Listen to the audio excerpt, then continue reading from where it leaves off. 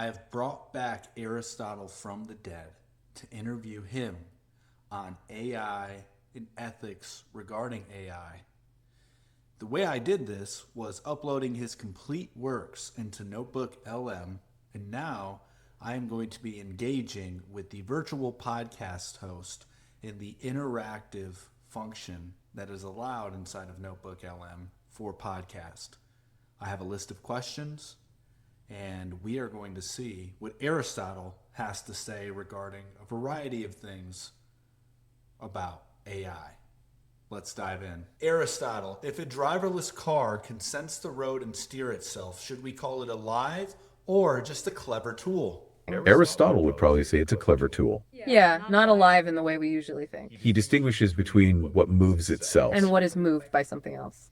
like that tripod falling of itself. It looks spontaneous, right? But it didn't fall for the fake of anything. For no deliberate intention. A driverless car, even if it senses, is ultimately moved. By its programming and external inputs. It doesn't have a soul or a principle of motion within itself. Not in the way Aristotle saw living things. This brings us back to his ideas of cause and effect. Okay, let's unpack this a bit more. Aristotle would look at what initiates the action. Is it truly self-start? Or is it reacting to programmed conditions? Even if it learns, it's learning within a framework. It's not generating its own purpose, So it's about the why behind the movement. not just the what. And that key distinction for Aristotle. He'd classify it under things that are moved, Even if they appear to move themselves. like those spontaneous events he mentioned. Here's where it gets really interesting. Aristotle talks about unmoved movers. Things that cause motion without being moved themselves. A driverless car isn't an unmoved mover, It's definitely in motion. and its motion is dependent on external forces. Like the road, traffic, its internal code. It lacks that inherent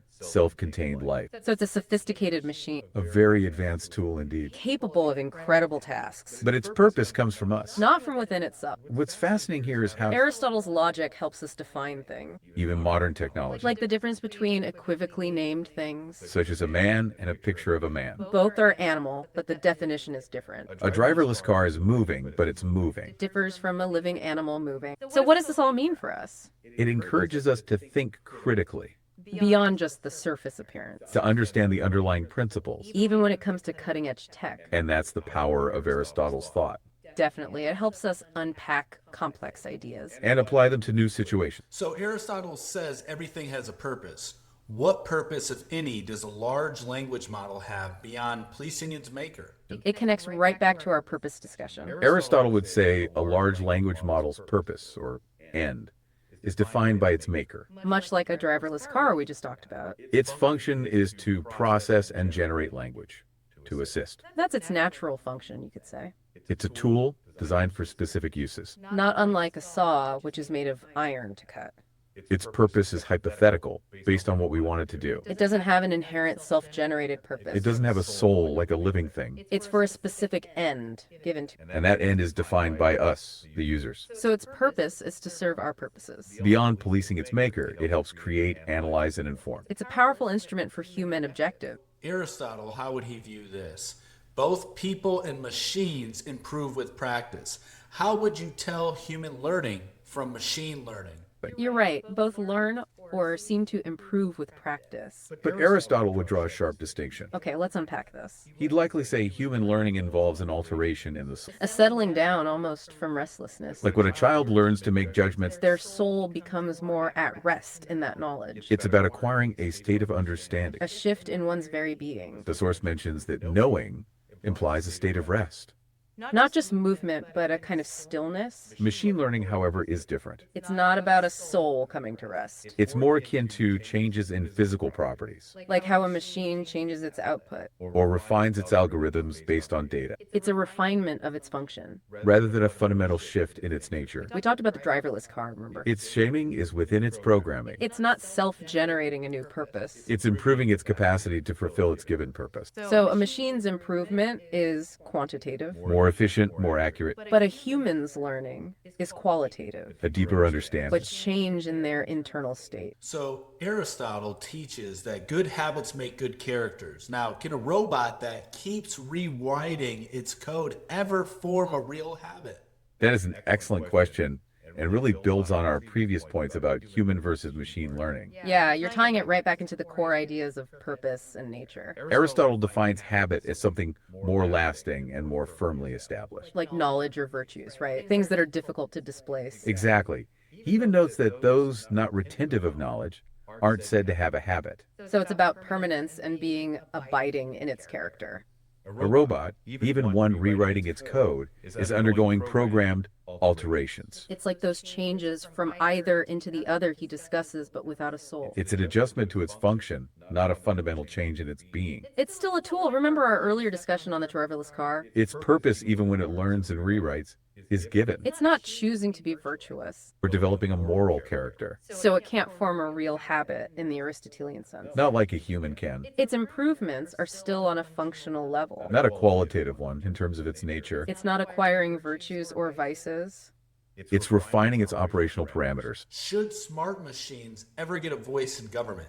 That's a powerful question, and it really shifts our focus to Aristotle's politics. Yeah, you're taking us right from individual habits to the structure of society, Aristotle called humans political animals because we're naturally inclined to live in communities. to form cities and participate in civic life, right? Exactly. It's tied to our capacity for reason and speech. The ability to discuss justice and form shared understanding. Smart machines, despite their advanced capabilities, lack this inherent inclination. They don't have a nature that compels them to form a polis. Their voice, if they were to have one, would be a reflection of their programming. Not a self-generated desire for the common good, So, from an Aristotelian perspective, they wouldn't have a voice in government. because they lack the fundamental political animal nature. They don't participate in the good life of the community in the human sense. They serve as instruments for our good life This is why Aristotle emphasizes the why behind actions. and the ultimate purpose of things. A machine's purpose, even in government, would be instrumental. Not inherently political. It connects back to the driverless car and the LLM's purpose. Their ends are given, not self-determined. Their capabilities are impressive,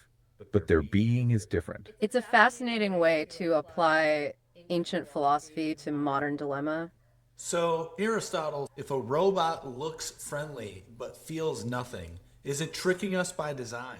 Aristotle would likely approach this by asking about the robot's essence, or what it is. Not just what it appears to be, right? Exactly. He'd say that if a robot feels nothing, then friendliness is an attribute of its accident. Like how white is predicated of snow but isn't its essence. The friendliness is a quality or a state, not its core being, It's designed to simulate friendliness. not to experience it. Just like the driverless car is designed to simulate self-movement. So from Aristotle's perspective, it wouldn't necessarily be tricking us in a malicious sense. It's just acting according to its design and programming. It's performing its purpose, which we've given it. Its end is to appear friendly, not to be friendly. It connects back to his idea of equivocally named things. Like a man and a picture of a man. Both are animal, but in different ways. A friendly robot and a friendly human are friendly in different ways. One is designed to look friendly, the other is friendly. It's a powerful reminder to look beyond surface appearances. To understand the underlying why and what of a thing. This is why Aristotle emphasizes fundamental distinctions. Especially when we're dealing with complex ideas like AI and emotional simulation. Aristotle, is owning endless data the same as having wisdom, or does wisdom still need a human soul? And for Aristotle, the answer is a clear no. He distinguishes between knowledge, understanding, and ultimately wisdom. He would say that owning endless data is more like possessing a vast collection of facts. Like having a huge library, but not necessarily understanding all the books. Wisdom, for Aristotle, involves a deeper kind of knowing. It's not just about accumulating information, but about comprehending fundamental truths. It's about seeing the why and what for of things, as we discussed with purpose. Remember when we talked about human learning involving a settling down in the soul? A kind of internal rest leading to true understanding. That's connected to wisdom. It's a state of understanding that's acquired.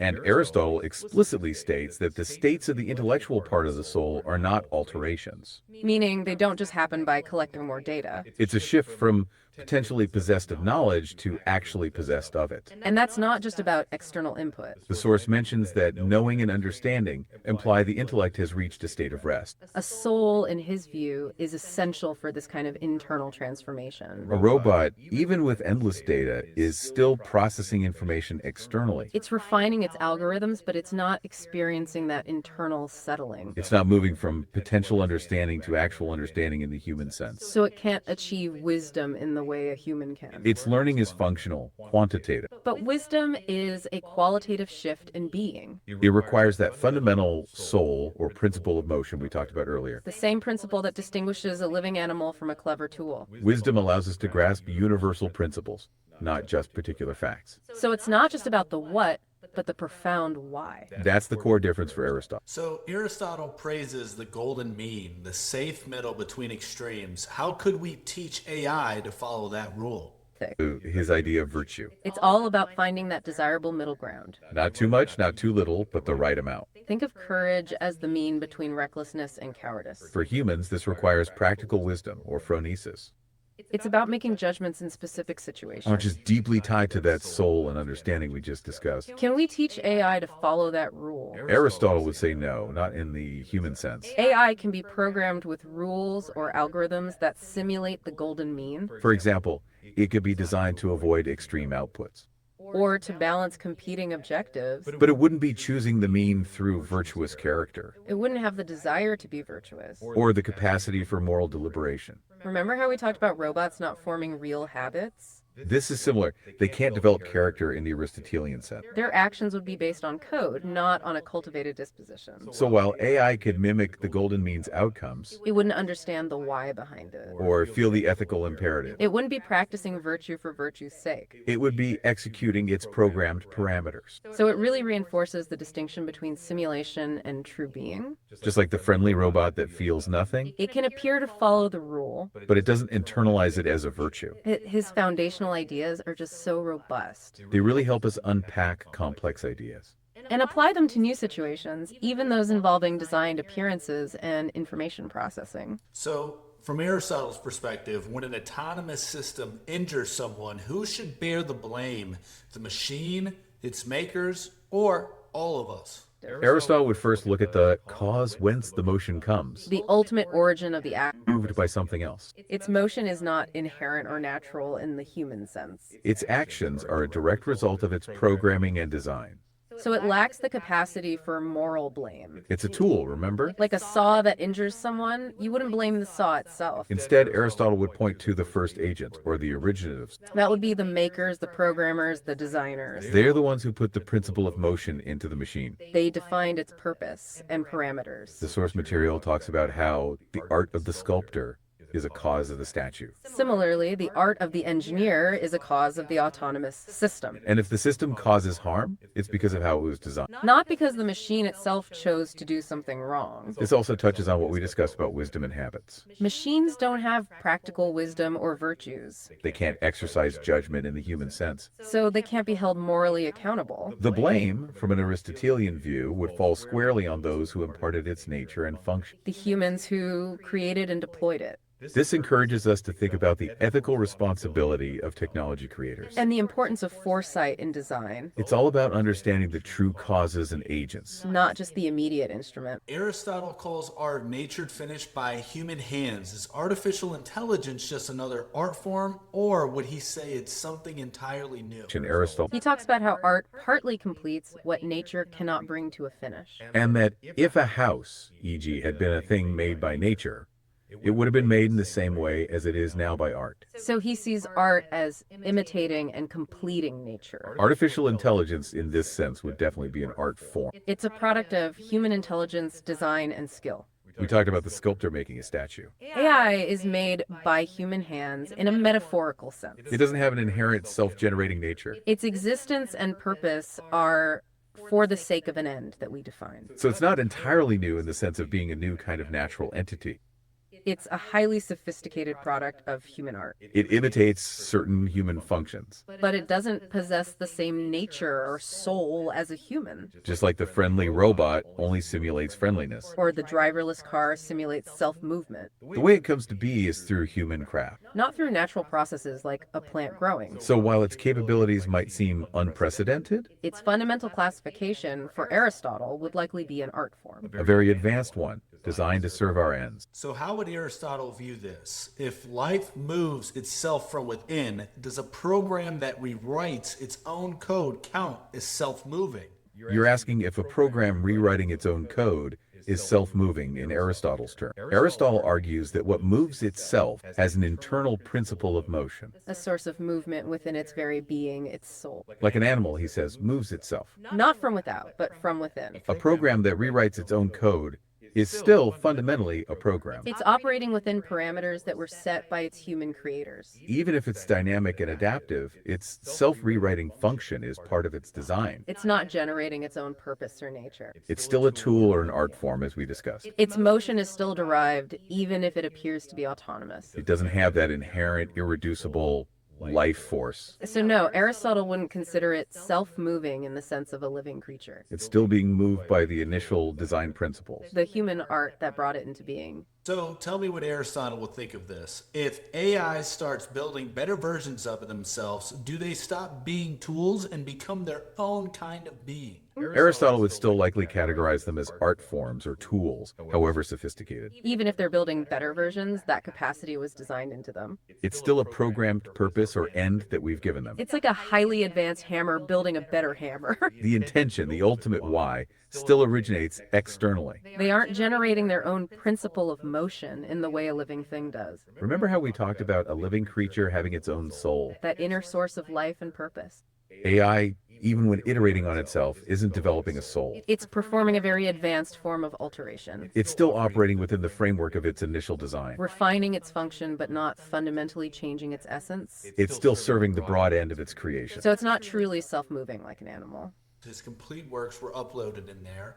Those were the 12 questions I had. Now, if you have any suggestions for an ancient thinker you would like me to put their complete works into Notebook LM and have an interview with that person on these same things, let me know. Drop a comment below. And also, if you think that there could have been better questions, you have suggestions on questions, leave a comment below. Let me know what you would have asked Aristotle. Be sure to like and subscribe. Much love. Peace.